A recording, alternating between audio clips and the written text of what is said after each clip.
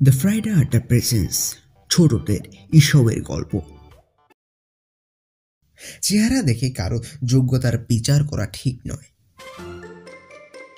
এক হরিণের তেষ্টা পাওয়ায় সে এক ঝর্ণায় জল পান করতে এসে জল খাওয়া হয়ে গেলে সে দেখতে পেল ঝর্ণার জলে তার প্রতিবিম্ব পড়েছে।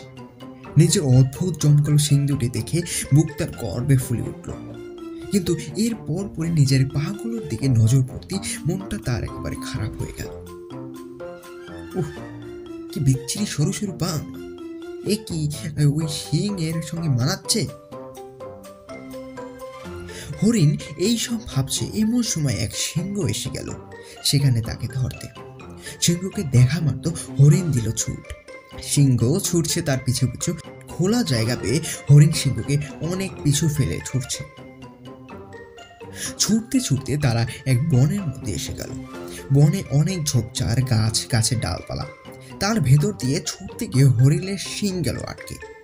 সেই সুযোগে সিংহ ছুটে এসে তাকে অনায়াসেই ধরে ফেলল।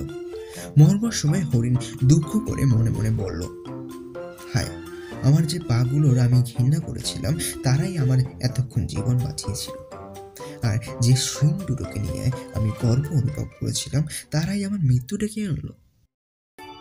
আপনারা শুনছিলেন ছোটদের ঈশবের গল্প। যদি গল্পটি ভালো লেগে থাকে অবশ্যই ভিডিওটিকে লাইক করে দেবেন, আর যদি গল্পটি ভালো না লেগে থাকে অবশ্যই আনলাইক করে কমেন্টে জানিয়ে দিয়ে যাবেন কেন আপনার গল্পটি ভালো লাগেনি। এবং আমাদের চ্যানেলের সাথে যুক্ত হতে চাইলে অবশ্যই চ্যানেলটিকে সাবস্ক্রাইব করে বেল আইকনটি বাজিয়ে দিয়ে যাবেন। ধন্যবাদ।